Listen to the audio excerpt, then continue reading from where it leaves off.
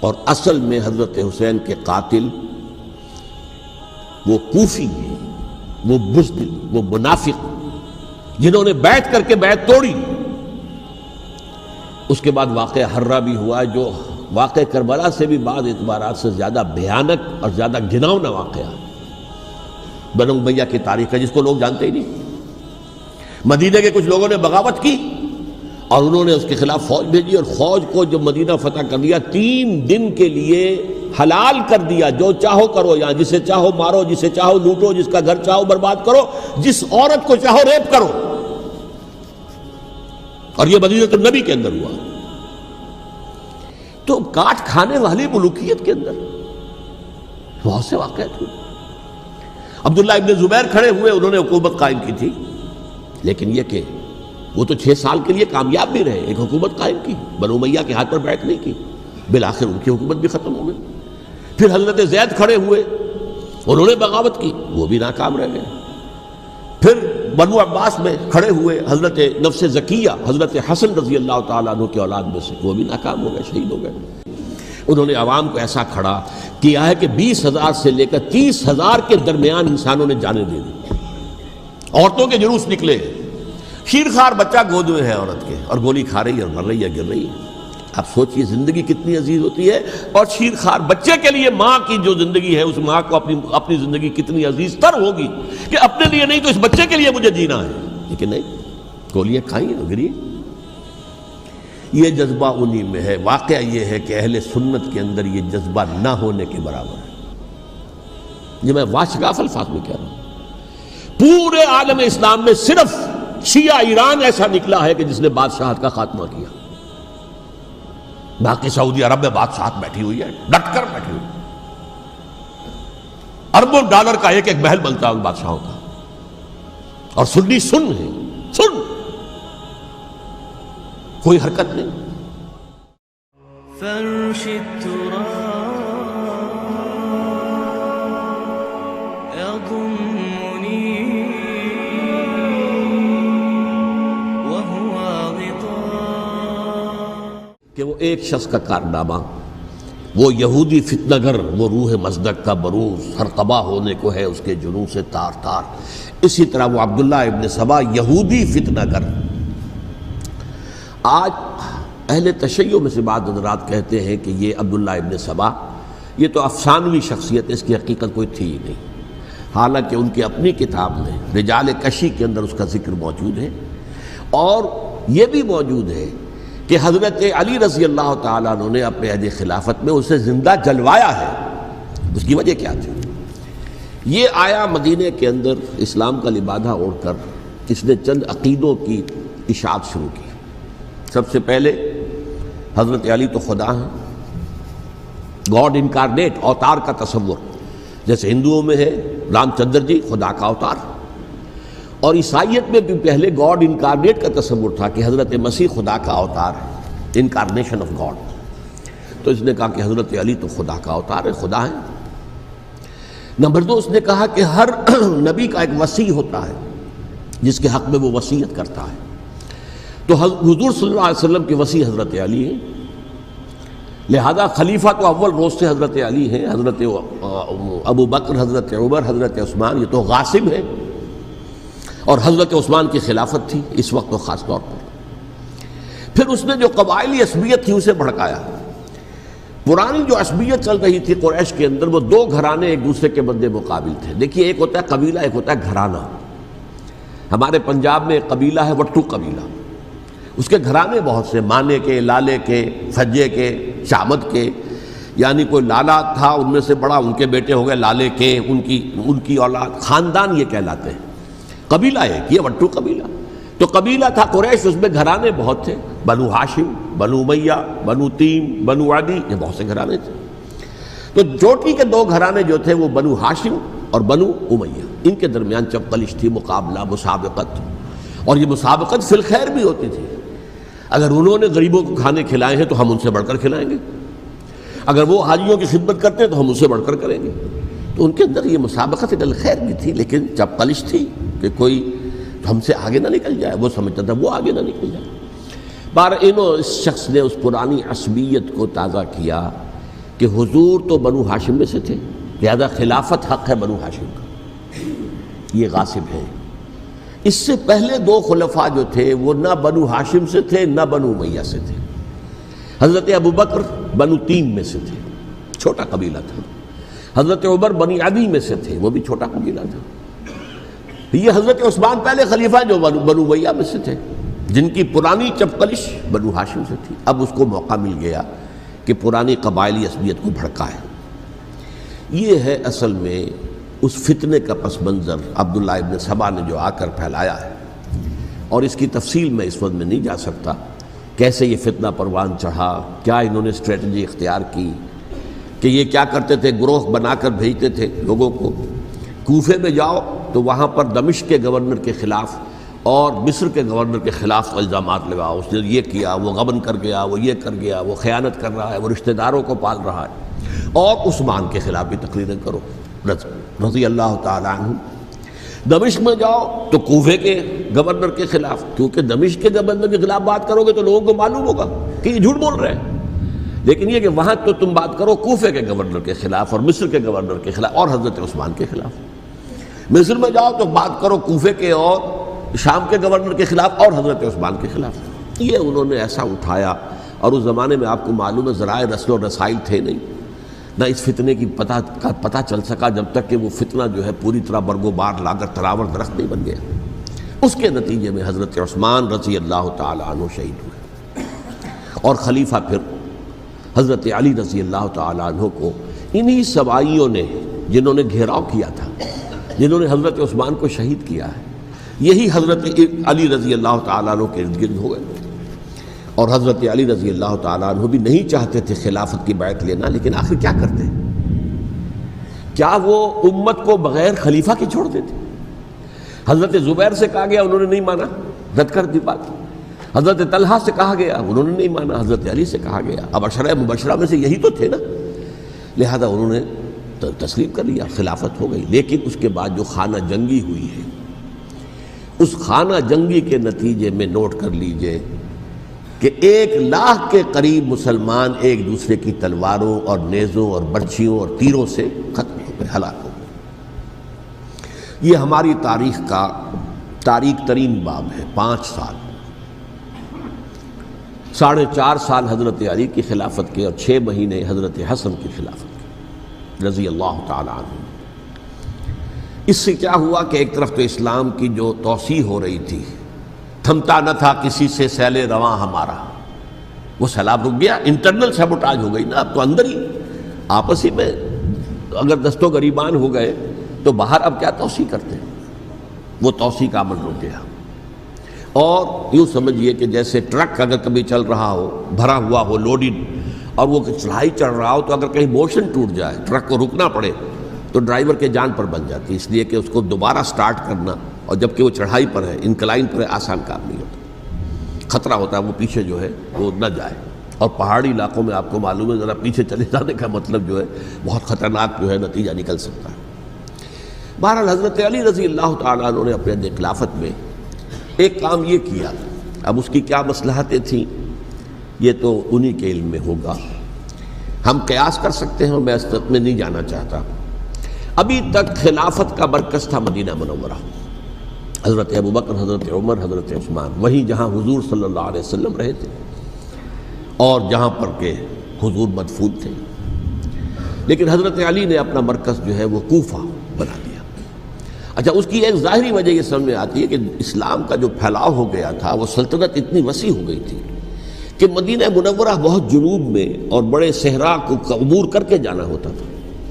کوفہ جبکہ ایسی مقام پر تھا کہ جہاں سے مشرقی راستہ جا رہا ہے ایران کو، عراق کے اندر تو ہے وہ شہر کوفہ، اور پھر ایران اور خراسان اور ہندوستان کو راستہ جا رہا ہے، وہیں سے شمال کی طرف جا رہا ہے، شام کی طرف اور ترکی کی طرف، اور وہاں سے پھر یہ کہ مغربی افریقہ کو بھی کنٹرول کرنا، جو شمالی افریقہ کو، وہ بھی آسان تھا۔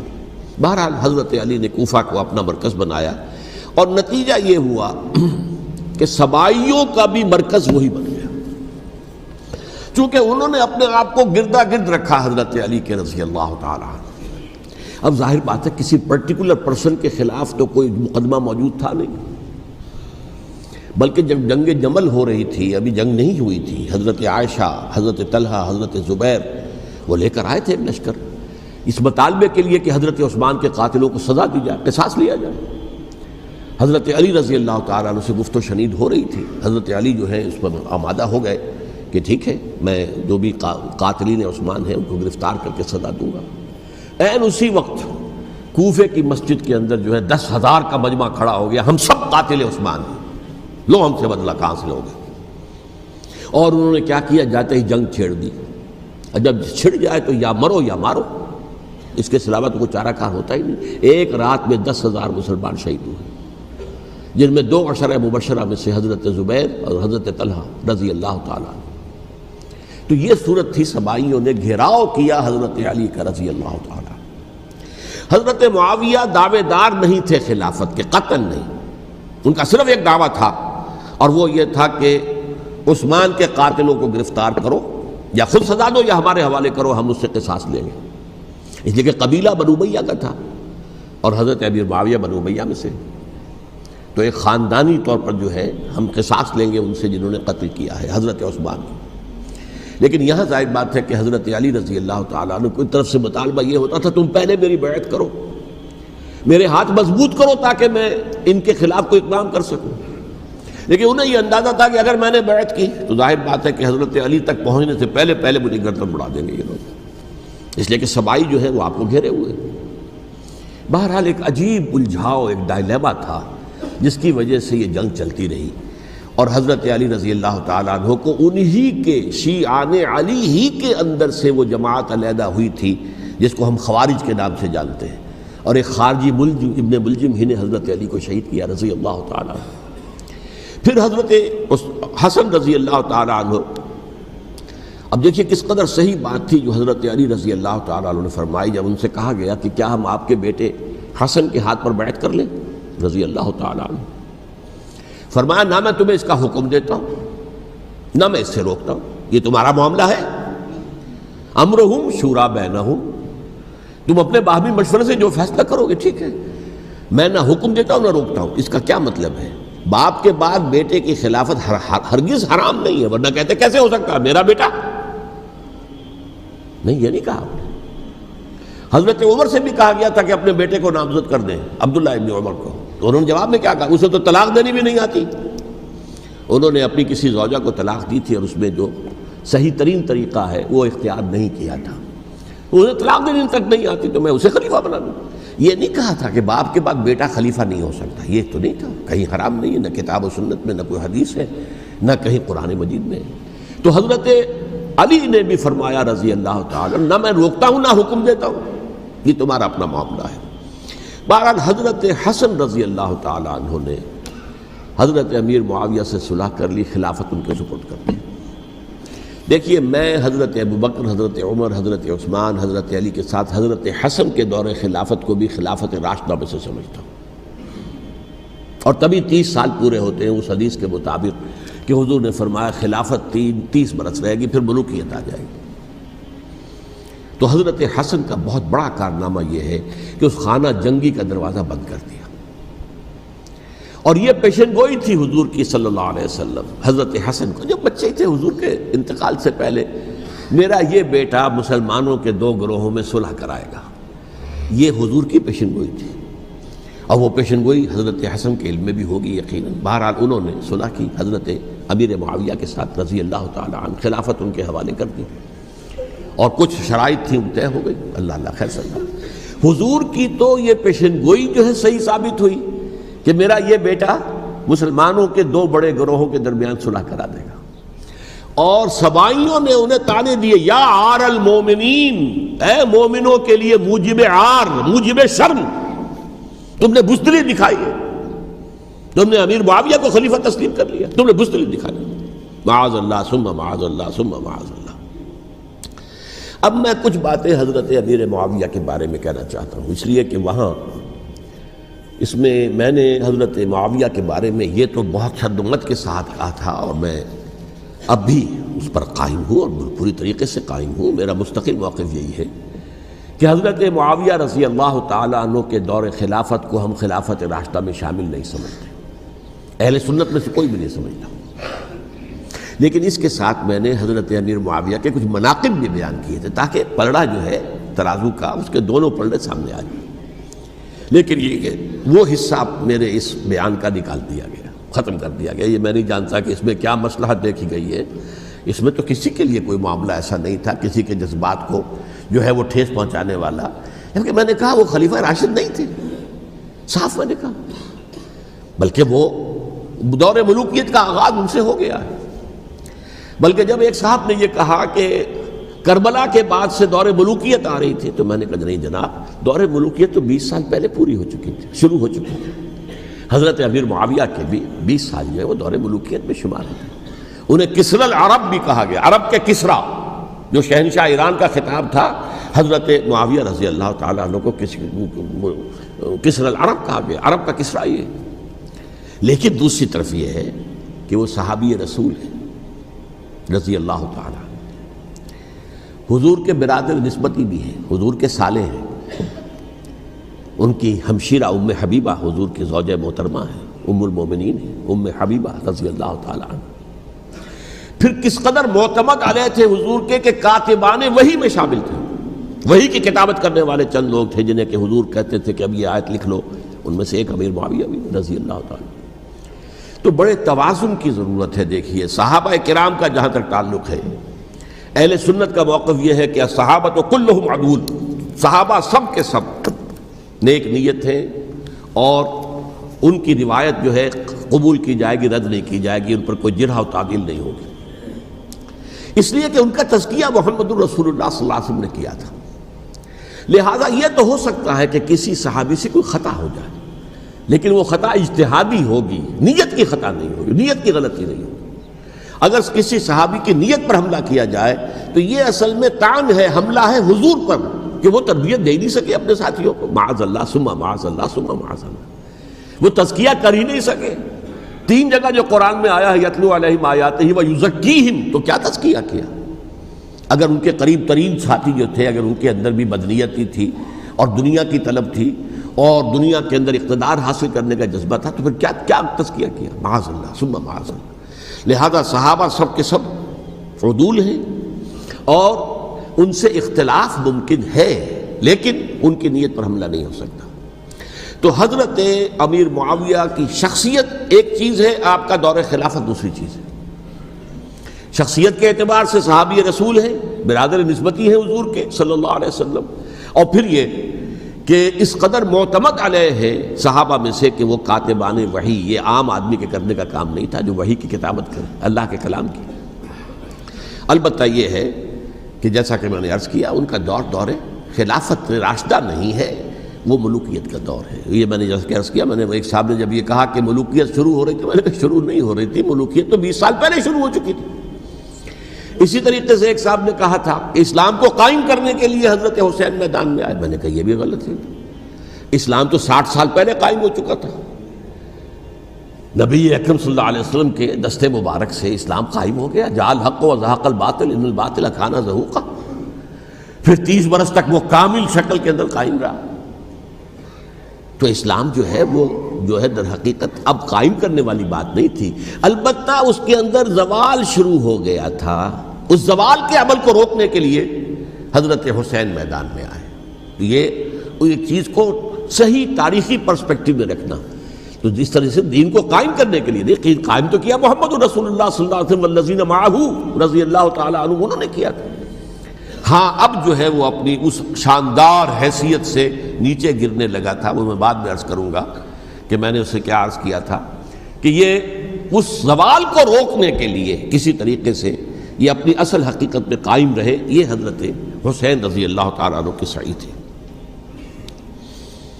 اچھا، حضرت امیر معاویہ کے جو 20 سال ہیں وہ پورے امن، سکون، اطمینان، کوئی جھگڑا، کوئی فساد، کوئی اختلاف، کوئی باہمی خاندانی، کچھ نہیں، 20 سال۔ یہ بھی تاریخ کی بڑی چشم کشا حقیقت ہے جو عام طور پر لوگوں کے علم میں نہیں ہے۔ سبائی بھی دبکے رہے، حضرت امیر معاویہ کی حکومت اتنی مضبوط تھی، کنٹرول، کہ ان کو کچھ سر اٹھانے کا موقع نہیں ملا، موجود تھے، دبکے رہے۔ جیسا کہ میں نے کہا ریولوشن کے آخری مرحلے پر آ کر جو مخالفین ہیں وہ دب جاتے ہیں کہ پھر دیکھیں گے موقع ملے گا تو پھر لیں گے ان سے حساب کتاب۔ 20 سال رہے ہیں پورے امن کے، 10 سال کے بعد یعنی درمیان میں ہے حضرت امیر معاویہ کا عہد خلافت۔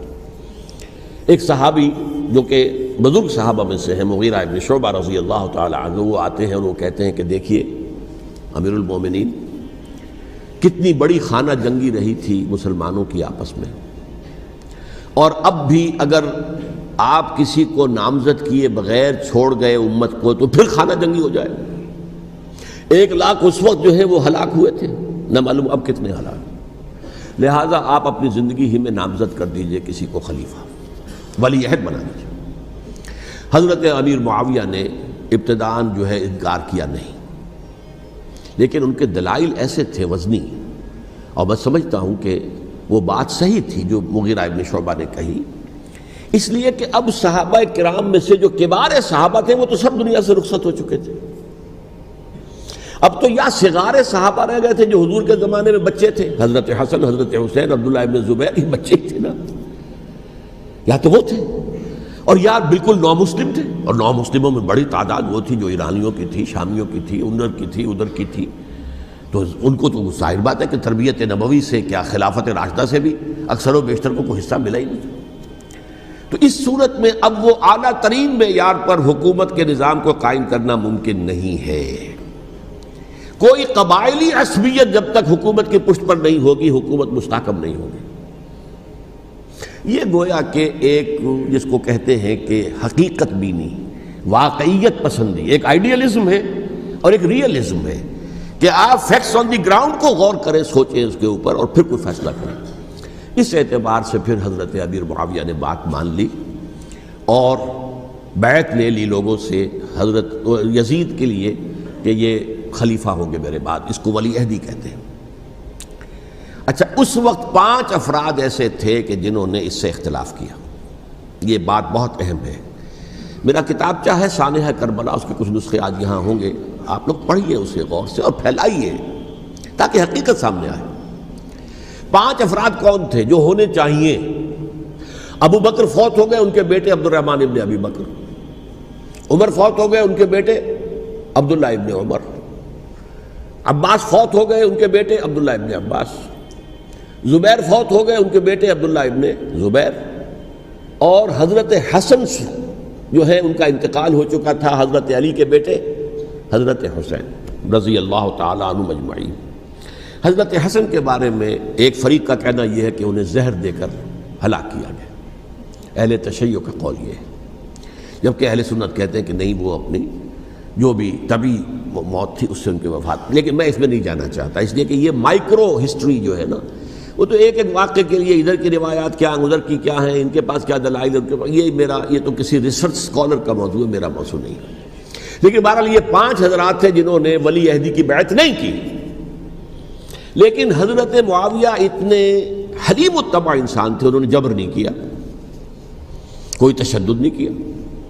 ٹھیک ہے، ولی عہدی کی بیعت نہیں کر رہے، کوئی بات نہیں، میری بیعت تو کی ہوئی ہے نا، ابھی تو میں زندہ ہوں، بات ختم ہو گئی، میری بیعت کو تو نہیں توڑا انہوں نے، فسخ بیعت نہیں کی۔ اس اعتبار سے انہوں نے نہ کوئی تشدد کیا، نہ جبر کیا، نہ کوئی مواخذہ کیا۔ لیکن جب امیر معاویہ کا انتقال ہو گیا، اب ولی عہدی کی بجائے وہ اب خلافت کی بیعت ہوئی، سب لوگوں نے بیعت کر لی۔ ان 5 میں سے ایک فوت ہو چکے تھے، حضرت عبد الرحمن ابن ابی بکر فوت ہو چکے رضی اللہ تعالی۔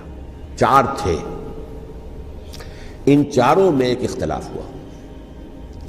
2 کی رائے یہ تھی، عبداللہ ابن عمر، عبداللہ ابن عباس، کہ اگرچہ یہ کام غلط ہوا ہے، اسلام کی روح کے منافی ہوا ہے، یہ بادشاہت کی بنیاد پڑ رہی ہے، لیکن یہ بات ایسی نہیں ہے کہ اس کی بنا پر ہم خانہ جنگی شروع کروا دیں، امت کے اندر خون خرابہ کروائیں، فساد کروائیں۔ لہذا انہوں نے بیعت کر لی۔ اب کوئی اگر یہ کہے معاذ اللہ کہ وہ بک گئے تھے یزید کے ہاتھوں، معاذ اللہ ثم معاذ اللہ، وہی بات آپ اختلاف کر سکتے ہیں کہ انہیں نہیں کرنی چاہیے تھی، یہ کوئی رائے رکھے، مجھے اختلاف نہیں، لیکن ان کی نیت پر حملہ کریں گے تو حملہ محمد رسول اللہ پر ہوگا صلی اللہ علیہ وسلم۔ عبداللہ ابن عمر کون ہیں؟ کتنی حدیثیں ان سے جو ہے وہ منقول ہیں، عبداللہ ابن عباس کون ہے؟ جنہیں حضور نے جو ہے جن کے لیے دعا کی تھی، اے اللہ فقہہ فی الدین وعلمہ التاویل، اے اللہ اس نوجوان کو دین کا فہم عطا کر اور قرآن کی تعویل اور تفسیر کا علم عطا کر۔ حبر الامہ کہلاتے ہیں۔ وہ کہیں پیسوں اور ٹکوں کے عوض بک جانے والے نہیں تھے، انہوں نے امت کی مصلحت دیکھی، نیت جو ہے اس پر حملہ نہ کیجیے، البتہ اختلاف کا حق آپ کو حاصل ہے۔ دو حضرات جو ہے ڈٹے رہے کہ نہیں، ہمیں کم وقت میں ریزسٹ کرنا ہے۔ عبداللہ ابن زبیر عمر کے اعتبار سے وہ بڑے ہیں، مسلمانوں میں سب سے پہلے ولادت مدینے میں جا کر جو ہوئی ہے وہ عبداللہ ابن زبیر کی ہوئی ہے۔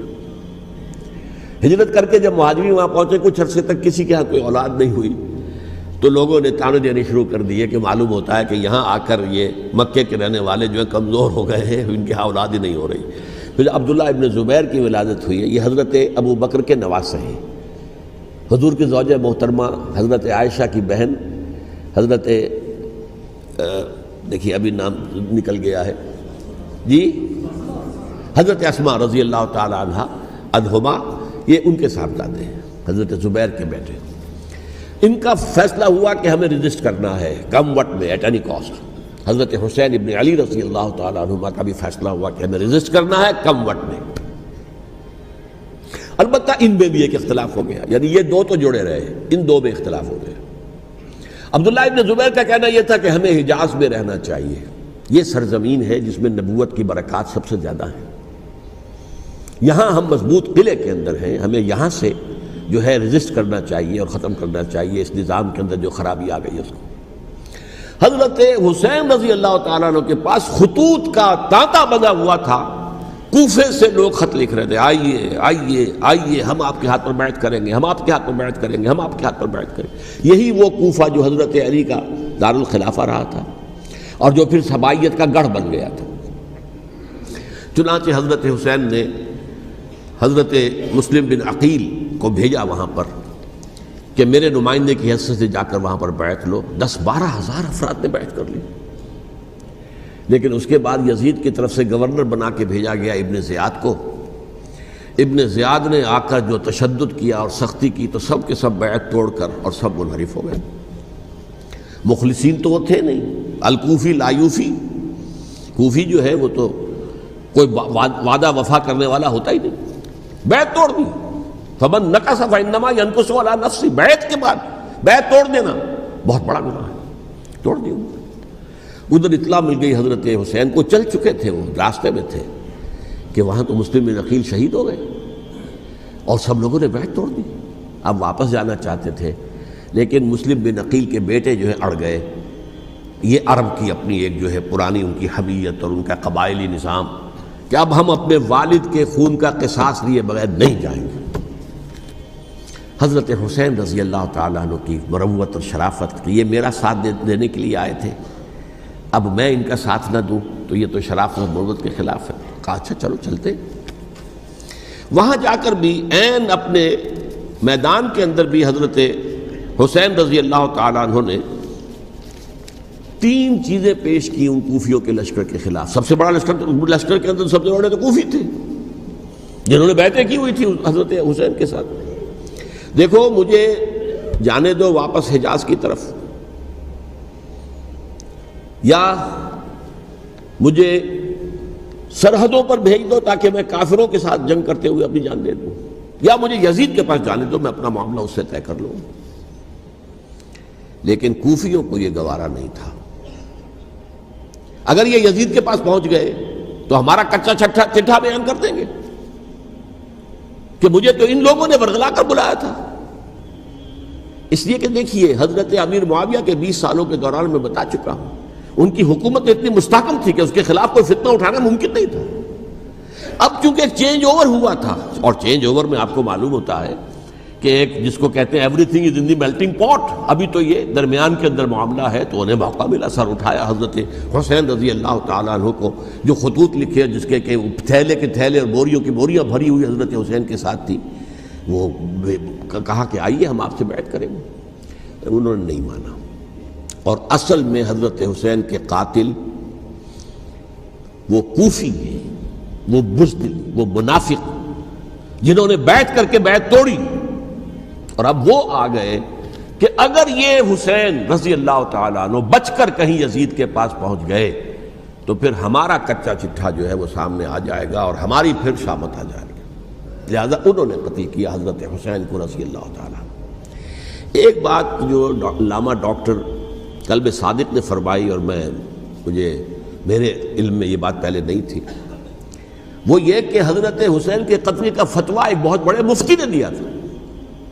یہ بات بھی ذرا سمجھ لیجیے، حضرت حسین رضی اللہ تعالیٰ عنہ کے قتل کا فتویٰ ایک بہت بڑے مفتی نے دیا تھا۔ کیوں دیا تھا؟ اس لیے کہ حضور کی احادیث موجود ہیں کہ جب ایک شخص کی ایک خلیفہ کی بیعت ہو جائے تو دوسرا اگر کھڑا ہو تو اسے قتل کر دو، کھلی حدیث۔ اسی لیے ایک بہت بڑے مفسر بھی ہیں، فقیہ بھی ہیں، قاضی ابن العربی رحمۃ اللہ علیہ، ایک ابن عربی ہیں الف لام کے بغیر، ابن عربی، وہ بہت بڑے صوفی ہیں، فلسفی ہیں، اندلس کے ہیں۔ یہ قاضی ابن العربی ہیں جنہوں نے قرآن کی ایک تفسیر لکھی ہے اس اعتبار سے کہ صرف ان آیات کی تفسیر جن سے کہ فقہی احکام جو ہیں ان کا استنباط ہوتا ہے۔ یہ دو تفسیریں اس طور سے لکھی گئی ہیں قرآن مجید کی، احکام القرآن ان کا نام ہے دونوں کا، جن میں سے ایک جو ہے قاضی ابن العربی کی ہے۔ ان کا ایک جملہ نقل ہوتا ہے، قتل الحسین بسیف جدہ، حسین قتل ہو گئے اپنے ہی نانا کی تلوار سے۔ وہ تلوار کیا تھی؟ جب کسی کی بیعت ہو چکی ہو پھر کوئی کھڑا ہو مدعی خلافت، قتل کر دو۔ میرے نزدیک حضرت حسین مدعی خلافت نہیں تھے، یہ بات اس وقت سامنے لوگوں کے نہیں آئی، بلکہ حکومت نے یہ باور کرا دیا کہ یہ تو باغی ہے، یہ مدعی ہے خلافت کے۔ انہوں نے تو دعویٰ نہیں کیا خلافت کا، وہ تو صرف اس عمل کو روکنے کے لیے میدان میں آئے تھے۔ اور اس بات کو اچھی طرح سمجھ لیجئے کہ اس وقت تک یہ جو تصور آج ہمارے پاس ہے کہ ریاست علیحدہ ہے، حکومت علیحدہ ہے، state of Pakistan, we are loyal to the state of Pakistan, ہم ریاست پاکستان کے وفادار ہیں، گورنمنٹ آف پاکستان کے وفادار نہیں ہیں۔ We are not loyal to the government. Government تو کبھی بے نظیر کی تھی، ہم اس کے خلاف تحریک چلا رہے تھے، یا کبھی کسی اور کی تھی اس کے خلاف تحریک چل رہی ہے، یا کبھی ضیاء الحق کی تھی اس کے خلاف تحریک چل رہی ہے۔ گورنمنٹ کو بدلنا تو عوام کا حق ہے، آج، اس وقت نہیں تھا۔ اس وقت ریاست اور حکومت کا کوئی فرق نہیں تھا، لہذا جو حکومت سے اختلاف کرے گویا کہ باغی ہے۔ یہ ہے اصل میں وہ پیچیدہ مسئلہ کہ کیوں کسی مفتی نے فتویٰ دے دیا، اس لیے کہ اس وقت تک ریاست اور حکومت کا فرق واضح نہیں تھا دنیا پر۔ یہ تو ابھی کوئی 100-150 سال کی بات ہے کہ آج ہمارا جو پولیٹیکل سائنس کا ایولیوشن ہوا ہے وہ اس اسٹیج تک پہنچ گیا ہے کہ اسٹیٹ علیحدہ ہے، حکومت علیحدہ ہے۔ حکومت تو اسٹیٹ کے 3 آرگنز میں سے ایک آرگن ہے، ایڈمنسٹریشن حکومت کی ہے، جوڈیشری ہے اور لیجسلیچر ہے، 3 آرگنز ہیں بڑے بڑے، ان میں سے ایک ہے۔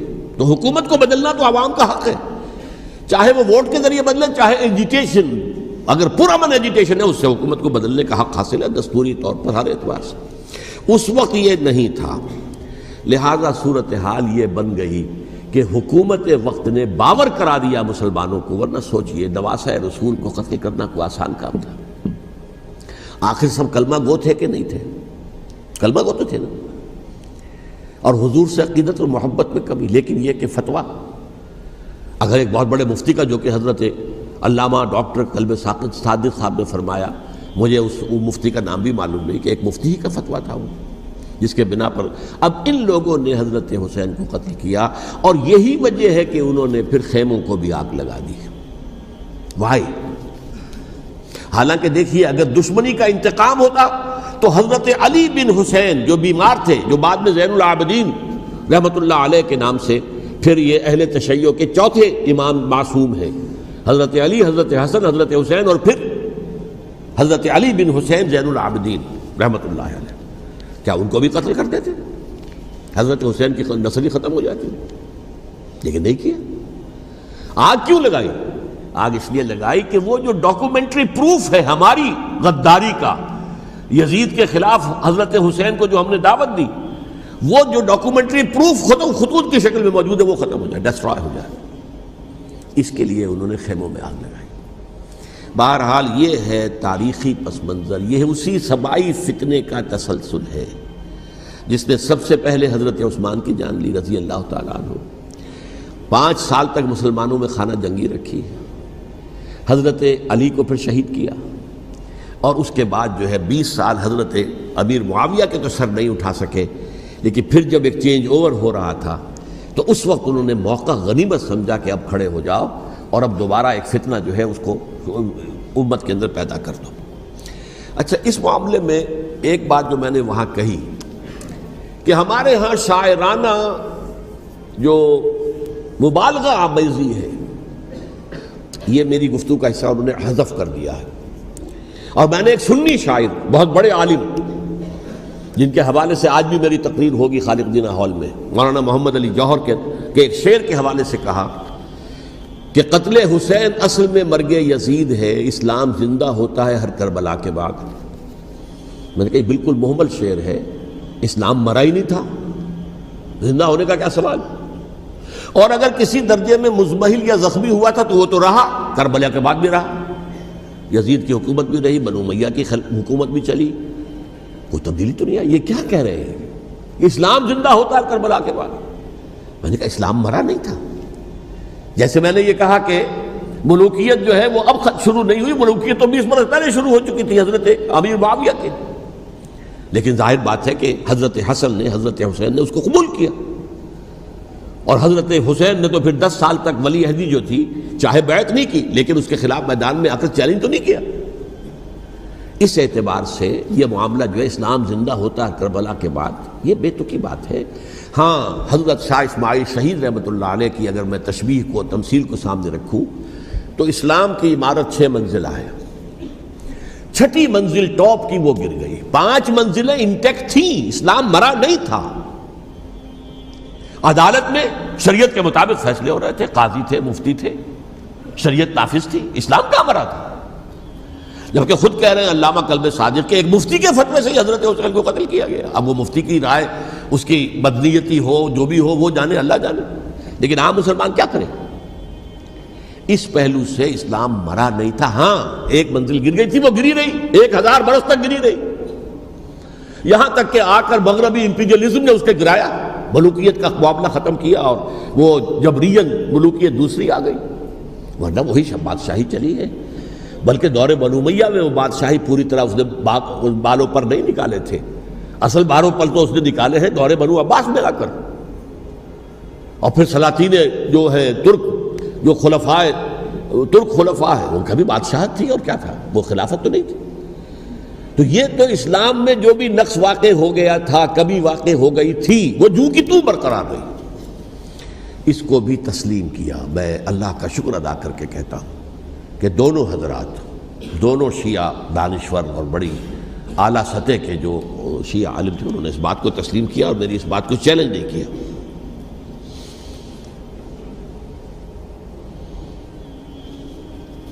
اصل میں تیسری بات میں نے یہ کہی کہ دیکھیے حضرت حسین رضی اللہ تعالی عنہ کی اس شہادت کے بعد، اس کے بعد واقعہ حرہ بھی ہوا، جو واقعہ کربلا سے بھی بعض اعتبارات سے زیادہ بھیانک اور زیادہ گھناؤنا واقعہ ہے بنو امیہ کی تاریخ ہے، جس کو لوگ جانتے ہی نہیں۔ مدینہ کے کچھ لوگوں نے بغاوت کی اور انہوں نے اس کے خلاف فوج بھیجی، اور فوج کو جب مدینہ فتح کر لیا، 3 دن کے لیے حلال کر دیا، جو چاہو کرو، یہاں جسے چاہو مارو، جسے چاہو لوٹو، جس کا گھر چاہو برباد کرو، جس عورت کو چاہو ریپ کرو، اور یہ مدینہ النبی کے اندر ہوا۔ تو کاٹ کھانے والی ملوکیت کے اندر بہت سے واقعات ہوئے۔ عبداللہ ابن زبیر کھڑے ہوئے، انہوں نے حکومت قائم کی تھی، لیکن یہ کہ وہ تو 6 سال کے لیے کامیاب بھی رہے، ایک حکومت قائم کی، بنو امیہ کے ہاتھ پر بیعت نہیں کی، بالآخر ان کی حکومت بھی ختم ہو گئی۔ پھر حضرت زید کھڑے ہوئے، انہوں نے بغاوت کی، وہ بھی ناکام رہ گئے۔ پھر بنو عباس میں کھڑے ہوئے حضرت نفس زکیہ، حضرت حسن رضی اللہ تعالیٰ عنہ کے اولاد میں سے، وہ بھی ناکام ہو گئے، شہید ہو گئے۔ پھر یہ سمجھ لیا گیا کہ اب یہ جہاں تک 6ٹھی منزل ہے وہ تو دوبارہ تعمیر نہیں ہو سکتی، یہ تو جس کی لاٹھی اس کی بھینس، جس کے پاس طاقت ہوگی اس کی حکومت ہوگی، جس کا قبیلہ زیادہ قوی ہوگا، جس قبیلے میں زیادہ عصبیت ہوگی، مضبوط ہوگا، متحد ہوگا، طاقتور ہوگا، اسی کی حکومت ہوگی۔ البتہ اس کے نیچے لوگوں کے اخلاق کی اصلاح کرو، صوفیاء کرام نے وہ کام اپنے ذمے لیا، اور بالکل وہی کام ہے کہ جو ائمہ اہل بیت کرتے رہے۔ حضرت حسن کی اولاد میں پھر حضرت علی بن حسین رضی اللہ تعالیٰ، حضرت حسین کی اولاد میں پھر امام محمد باقر، امام محمد جعفر صادق، اور اس کے بعد بھی 5 اور، کسی نے بغاوت نہیں کی۔ جیسے علماء کرام کام کر رہے تھے اور جیسے صوفیاء کرام کام کر رہے تھے، ایسے ہی وہ مسلمانوں کی علمی تربیت، روحانی تربیت و تزکیہ کر رہے تھے۔ کسی نے حکومت کو چیلنج نہیں کیا۔ نوٹ کر لیجیے اس بات کو۔ حضرت علی نے بھی چیلنج نہیں کیا تھا، حضرت حسن نے چیلنج نہیں کیا، خود صلح کر لی۔ تو ائمہ اہل بیت جو 12 یہ گنتے ہیں، جن میں سے آخری جو ہیں حضرت مہدی کو تو ابھی ظاہر ہونا ہے، ان کے عقیدے کے مطابق وہ روح پوش ہیں، وہ ظاہر ہوں گے۔ لیکن 11 حضرات کے بارے میں یہ کہ حضرت حسین کے سوا کسی نے بھی چیلنج نہیں کیا وقت کے نظام، اور حضرت حسین نے بھی اس مغالطے پر کیا کہ کوفی ساتھ دیں گے، اور یہ موقع ہے کہ یہ جو 6ٹھی منزل اسلام کی گر گئی ہے اسے دوبارہ تعمیر کر دیا جائے۔ انہوں نے خلافت کا دعویٰ نہیں کیا تھا، یہ انہیں عوام کو مغالطے میں مبتلا کیا گیا کہ یہ خلافت کا مدعی ہو کر سامنے آیا۔ جیسا کہ میں نے آپ سے کہا تھا، امیر معاویہ نے حضرت علی کے عہد خلافت میں کبھی خلافت کا دعویٰ نہیں کیا، مدعی خلافت نہیں تھے وہ تو یہ کہتے تھے کہ قاتلان حسین جو ہے، قاتلان عثمان کو سزا دو، قصاص دو، بس۔ اسی طرح حضرت حسین نے بھی، اب دیکھیے اس ضمن میں اس میں کوئی شک نہیں ہے، حضرت حسین رضی اللہ تعالی عنہ کی جو شہادت ہوئی ہے، ان کے ساتھیوں کی، اعزاء و اقارب کی، تاریخ انسانی میں یہ عزم، ہمت، شجاعت، مثابرت، صبر، استقلال، استقامت، اس کی بہت روشن مثال ہے، بہت روشن مثال ہے، بہت روشن مثال ہے۔ لیکن اس سے تاریخ کی رفتار پر کوئی اثر نہیں پڑا۔ وہ جو ملوکیت آ گئی تھی وہ اور گہری سے گہری ہوتی چلی گئی۔ واقعہ کربلا کے بعد تو واقعہ ہررا ہوا میں نے گنوا دیا، اس سے زیادہ تو میرے خیال میں کہ اور ہمارے لیے لائق شرم جو ہے کوئی واقعہ ہے ہی نہیں اس پہلو سے۔ لیکن حضرت حسین کا ایک، اب ان کو یہ کہ میں، مطلب یہ کہ اگر میں ان کے ہاتھ پر بیعت کر لیتا ہوں، جو کہ اس وقت سامنے موجود تھے، کہ یزید کی بیعت تمہارے ہاتھ پر کرتا ہوں، تو گویا کہ اپنے آپ کو سرنڈر کر دیتے ہیں۔ وہی خطرہ جو امیر معاویہ کو تھا کہ مجھے وہ تو پہنچنے بھی نہیں دیں گے علی تک رضی اللہ تعالیٰ عنہ، اور مجھے پہلے ہی شہید کر دیں گے۔ یہی خطرہ حسین کو تھا رضی اللہ تعالیٰ عنہ کہ مجھے یزید تک پہنچنے نہیں دیں گے، پہلے قتل کر دیں گے۔ اور ویسے بھی یہ ایک شرافت، مروت اور حمیت اور غیرت اور عزت نفس کا تقاضا بھی تھا کہ بھائی معاملہ ہے یزید کا، میرا مجھے وہاں جانے دو، اللہ اللہ خرصلہ، یو کین اسکورٹ می، میرے دائیں بائیں چلو تاکہ میں کہیں اور بھاگ نہ جاؤں تمہارے خیال میں، مجھے وہاں پہنچا دو، میں وہاں پہ جا کے اس سے معاملہ کر لوں۔ لیکن انہوں نے قتل کیا، اصل قاتلان کوفی، وہی سبائی۔ البتہ یہ ہے کہ اس واقعے کی جو یادگار ہے اس میں کوئی شک نہیں ہے کہ اس نے مسلمانوں میں سے ایک گروہ کے دل میں قربانی اور شہادت کا جذبہ بہت پیدا کیا، اس میں کوئی شک نہیں۔ اور جس طریقے سے کہ عاشورہ محرم میں یاد منائی جاتی ہے، جس طریقے سے اس نے اہل تشیع کے اندر قربانی کا جذبہ بے انتہا پیدا کر دیا۔ اگرچہ وہ جذبہ بروئے کار نہیں آتا، اس لیے کہ ان کے ہاں یہ عقیدہ ہے، یہ طے ہے کہ جب تک حضرت مہدی ظاہر نہیں ہوں گے ہم کسی کے خلاف بغاوت نہیں کریں گے۔ یہ پوری تاریخ میں ان کا معاملہ رہا، تمام جو ہے ائمہ اہل بیت کا معاملہ رہا۔ جب تک مہدی نہیں آتے، keep sitting and keep waiting, wait and see, that's all. یہ تو خمینی صاحب نے کیا ہے، آیت اللہ خمینی صاحب نے، کہ انہوں نے یہ ایران کے شیعوں کو باور کرایا کہ بھائی جب آئیں گے حضرت مہدی آ جائیں گے، لیکن ہم اب ہاتھ پر ہاتھ رکھ کر بیٹھے رہیں، باطل کو چیلنج بھی نہ کریں، ہمیں کچھ تو کرنا چاہیے، وہ ہاتھ پاؤں ہلانے چاہیے، اور کچھ نہیں تو مہدی کا راستہ جو ہے صاف کرنا چاہیے، تمہید کرنی چاہیے، ان کے راستہ ہموار کیا جائے۔ تو یہ ان کی بڑی عظمت ہے آیت اللہ خمینی صاحب کی کہ اہل تشیع ایران کے جو ہے ان سے انہوں نے یہ بات منوا لی کہ ہم بالکل انرٹ نہیں بیٹھے رہیں گے، بلکہ اب انہیں نائب امام قرار دے کر اور ولایت فقیہ کے فلسفے کے حوالے سے یہ دو چیزیں ان کی جو ہیں بنیادی فلسفے کی ہیں، وہ اس وقت میرا موضوع نہیں ہے۔ انہوں نے عوام کو ایسا کھڑا کیا ہے کہ 20,000 سے لے کر 30,000 کے درمیان انسانوں نے جانیں دے دی، عورتوں کے جلوس نکلے، شیرخوار بچہ گود میں ہے عورت کے اور گولی کھا رہی ہے اور مر رہی ہے، گر رہی ہے۔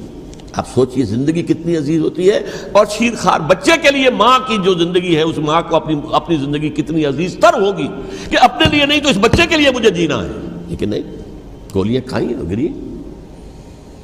یہ جذبہ انہی میں ہے۔ واقعہ یہ ہے کہ اہل سنت کے اندر یہ جذبہ نہ ہونے کے برابر ہے۔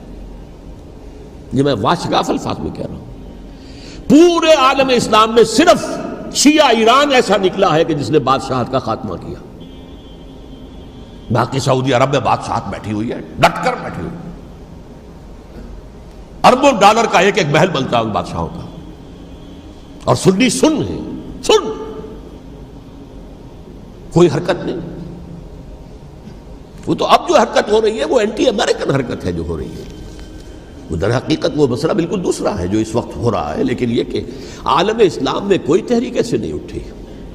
یہ اہل تشیع میں ہے جو بالکل استثنائی بات ہے کہ انہوں نے جو ہے ایک ایسا بادشاہ جس کو کہا جاتا تھا کہ اس کا جو اسلحہ خانہ ہے وہ ایشیا میں سب سے بڑا اسلحہ خانہ ہے، جو 2500 سالہ پرانی جو ایک عظمت تھی ایران کی، اس کو دوبارہ تازہ اور زندہ کرنا چاہتا تھا۔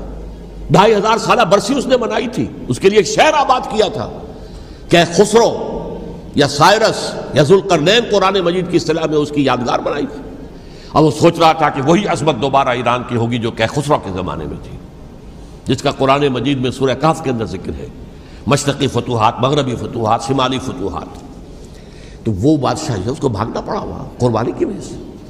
تو یہ جو ہے واقعہ کربلا نے، اس میں کوئی شک نہیں ہے کہ ایک ایسی مشعل روشن کی ہے جس کو کہ ہر شخص کو دیکھنا چاہیے۔ یہ بھی انسان، جیسے کہ اقبال نے ایک شعر کہا تھا غالب کے لیے، فکر انسان پر تیری ہستی سے یہ روشن ہوا ہے، پرے مرغ تخیل کی رسائی تاک ہو جا۔ تو فکر انسان پر حضرت حسین کی قربانی سے یہ واضح ہوا ہے کہ انسان کس حد تک جا سکتا ہے قربانی دینے کے لیے اپنے کسی مقصد کے لیے۔ مقصد ان کا جو تھا، میں نے اسی لیے آیت پڑھی تھی، معاذ اللہ ثم معاذ اللہ۔ میں ایک آخری بات جو کہہ رہا ہوں وہ نوٹ کر لیجئے۔ ایک خاص انتہائی نقطۂ نظر کے عام کیے جانے کی وجہ سے سنیوں میں بھی ایک انتہائی رد عمل پیدا ہوا ہے، ایکسٹریم رائٹسٹ سنیز۔ اگر ایک طرف سے حملہ کیا گیا ہے حضرت عثمان کی نیت پر، ان کو خیانت کا الزام لگایا گیا، ان پر اقربا پروری کا الزام لگایا گیا، حضرت ابو موسیٰ اشعری پر خیانت اور غداری کا الزام لگایا گیا، یہ ساری چیزیں اگر صحابہ کرام کے اوپر ہوئی ہیں، امیر معاویہ پر، امیر اور عمرو بن العاص پر، تو جواب میں کچھ لوگ کھڑے ہو گئے، حضرت علی وہ اقتدار کے طالب تھے، معاذ اللہ ثم معاذ اللہ ثم معاذ اللہ۔ یہ اہل سنت کا موقف نہیں ہے۔ حضرت حسین اقتدار کے طالب تھے، ہرگز نہیں، ہرگز نہیں، ہرگز نہیں۔ وہی اصول جو میں نے بتایا تھا سب کے لیے لاگو رہے گا، وہ امیر معاویہ کے لیے ہے تو حضرت علی کے لیے بھی ہے، حضرت حسین کے لیے بھی ہے۔ یہ نیک نیت ہے، آپ ان کی کسی رائے سے اختلاف کر سکتے ہیں لیکن ان کی نیت پر حملہ نہیں کریں گے۔ نیت پر حملہ کریں گے آپ کا ایمان بالرسالت جو ہے وہ مجروح ہو جاتا ہے۔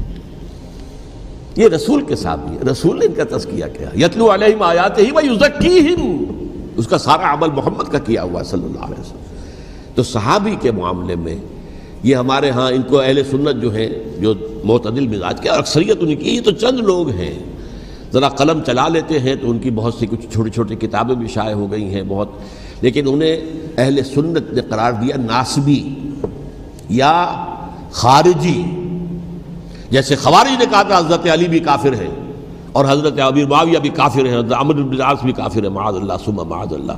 ایسے ہی کچھ لوگ حضرت حسین پر بھی الزام لگاتے ہیں کہ اقتدار کی ہوس اور طلب کے اندر انہوں نے یہ سارا سفر کیا تھا، اور بس یہ ہے کہ وہ جو بازی تھی وہ ہار گئے، اللہ اللہ خیر صلی اللہ، اس سے آگے کیا ہے معاملہ، نہیں، معاذ اللہ ثم معاذ اللہ۔ اسی لیے میں نے آیت آج جو پڑھی تھی ایک اور جو بہت بظاہر آپ کو معلوم ہوئی ہوگی، غیر متعلق ہے میرے آج کے عنوان سے، تلک الدار الآخرۃ نجعلها للذین لا یریدون علوا فی الارض ولا فسادا۔ یہ سورہ قصص کے آخری آیات میں سے، دیکھو یہ آخرت کا گھر جو ہے وہ ہم خاص کر دیں گے ان لوگوں کے لیے جو اس زمین میں اپنے اقتدار کے طالب نہیں ہوتے. زمین میں اقتدار کے طالب ہوگے فساد ہو جائے گا. تم بھی طالب میں بھی طالب، جھگڑا ہوگا، لڑائی ہوگی، دنگا ہوگا، فساد ہوگا. تلک الدار الآخرۃ نجعلھا للذین لا یریدون علوا فی الارض ولا فسادا. جو لوگ زمین میں اپنے اقتدار کے طالب اور اس کے نتیجے میں فساد پیدا کرنے والے نہیں ہیں، ان کے لیے ہم نے آخرت کا گھر خاص کیا ہے. والعاقبۃ للمتقین، اور عاقبت جو ہے، انجام کار، آخرت جو ہے وہ تو متقیوں کے لیے ہے. اسی میں آئیں گے سب صحابہ کرام، خواہ وہ حضرت علی ہیں رضی اللہ تعالیٰ عنہ، اور خواہ وہ حضرت امیر معاویہ ہیں، حضرت عثمان ہیں رضی اللہ تعالیٰ عنہما، خواہ حضرت حسن ہیں، حضرت حسین ہیں رضی اللہ تعالیٰ عنہما، خواہ عبداللہ ابن زبیر ہیں، خواہ عبداللہ ابن عباس ہیں، خواہ عبداللہ ابن عمر ہیں رضی اللہ تعالیٰ عنہم اجمعین. اس اصول کو سامنے رکھ کر اختلاف آپ کر سکتے ہیں کسی سے بھی، لیکن کسی کی نیت پر حملہ کریں گے تو اصل میں آپ کا ایمان بالرسالت مجروح ہو جائے گا. علی کو نبی اکرم صلی اللہ علیہ وسلم نے اپنا نائب بنا کر چھوڑا تھا جب غزوہ تبوک میں جا رہے تھے مدینے میں. حضرت علی نے کہا بھی کہ مجھے آپ عورتوں کے ساتھ بٹھا کے جا رہے ہیں. فرمایا تمہارا مقام میرے ساتھ وہی ہے جو موسیٰ کے ساتھ ہارون کا تھا. ہارون کو چھوڑ کر گئے تھے نا یہودیوں کے پاس جب گئے تھے تورات لینے کے لیے، تو تمہارا وہی مقام ہے میرے ساتھ. تو یہ حضرت علی ہے رضی اللہ، ان کے بارے میں میرا، ان کی کیا عظمت میری نگاہ میں. تو یہ 3 کتابچے ہیں، مجھے نہیں معلوم تیسرا یہاں ہے یا نہیں ہے. بہرحال آپ لوگوں کو ریکمینڈ کر رہا ہوں کہ ان کا مطالعہ کریں. اب یہ کہ آخری بات یہ کہ اصل ہمارے کرنے کا کام کیا ہے. دیکھیے کیوں نہیں کیا کسی نے بھی خروج کا معاملہ، وہ میں واضح کر چکا ہوں. بغاوت نہیں کی، کیوں؟ ایک تو ریاست اور حکومت میں فرق نہیں تھا. ذرا کھڑا ہو اور وہ باغی قرار پائیں گے، واجب القتل ہو جائیں گے، فتوے کی زد میں آ جائیں. یہ معاملہ تھا. اور دوسرے یہ کہ عمارت پوری گری نہیں تھی، ایک منزل گری تھی نا. آج ہم کہاں کھڑے ہیں؟ پوری عمارت گری ہوئی ہے. نہ شرعی عدالتیں ہیں، نہ شرعی فیصلے ہیں، نہ احکام الہی نافذ ہیں، نہ حدود اور قصاص کے معاملات، کچھ بھی نہیں. ہمارا فرض کیا ہے؟ حضرت حسین کی مدح کرتے رہیے، تعریف کرتے رہیے، صحابہ کرام کی مدح کرتے رہیے، مدح صحابہ، اس کے لیے مجلسیں قائم ہو رہی. بھائی کر کیا رہے ہو؟ تھے تو آبا وہ تمہارے ہی، مگر تم کیا ہو؟ ہاتھ پر ہاتھ دھرے منتظر فردا ہو. تلک امۃ قد خلت لہا ما کسبت ولکم ما کسبتم. وہ تو ایک امت تھی جو چلی گئی، اللہ کے ہاں پہنچ گئے. جو کچھ انہوں نے کمایا وہ ان کے لیے، تمہارے لیے نہیں ہے. تمہارے لیے وہ ہوگا جو تم کماؤ گے. ہمارے لیے راستہ اب یہی ہے کہ خلافت راشدہ کے مکمل نظام کو اثر نو قائم کرنے کے لیے منہج انقلاب نبوی کو اختیار کریں. میری کتاب اس پر، کیسٹس اس پر، آڈیو کیسٹس، ویڈیو کیسٹ، سی ڈیز، نہ معلوم ڈی وی ڈی، سب کچھ موجود ہے. سیرت النبی پر تو میں عرض کر چکا ہوں. فلسفہ سیرت النبی سمجھنا ہے تو میری کتاب پڑھیے، ورنہ سیرت النبی آپ پڑھ لیں گے، واقعات معلوم ہو جائیں گے، فلسفہ سیرت سامنے نہیں آئے گا. اس کا آپ مطالعہ کریں گے میری کتاب سے. اور دوسرے یہ کہ یہ خلافت قائم کرنے کے لیے جو جد و جہد ہم کر رہے ہیں، تحریک خلافت پاکستان جس کا میں داعی ہوں ادنا سا، وہ تنظیم نہیں ہے، میں اس کا امیر نہیں، وہ ایک تحریک ہے. جیسے تحریک پاکستان کہلاتی تھی جس کی تنظیم تھی مسلم لیگ، پارٹی کا نام مسلم لیگ تھا، لیکن تحریک پاکستان. اس طرح تحریک خلافت پاکستان وہ ہم نے چلائی ہے تنظیم اسلامی کے تحت. یہ خلافت جب پہلی چلی تھی آج سے 84 سال قبل، نومبر 1921 میں خالد دینہ ہال میں وہ مقدمہ چلا تھا، جس کے نتیجے میں بڑے بڑے جو لیڈر تھے ہمارے، مولانا محمد علی جوہر اور مولانا حسین مدنی اور مولانا ابوالکلام آزاد، ان سب کو 2 سال کی قید کی سزا سنائی گئی تھی. بغاوت، مقدمہ بغاوت، یہ خالد دینہ ہال. اسی میں سن 91 یا 92 میں میں نے 3 دن تقریریں کی تھیں، جن میں آج سے پھر میں 3 تقریریں کرنے والا ہوں. ایک آج شام کو، ایک کل شام کو رات 9 بجے، آج بھی کل بھی، ایک پرسوں اتوار کی صبح کو 10 بجے ہے کیا 11 بجے. تو ان میں آپ حضرات شرکت فرمائیں تاکہ اصل جو ہمارے کرنے کا کام ہے، تاریخ کو بھی سمجھنا چاہیے، تاریخ کے عوامل کیا ہیں، کیا پس پردہ عوامل کار فرما تھے، کیا کسی شے کی اصل حقیقت ہے، وہ سمجھنا چاہیے.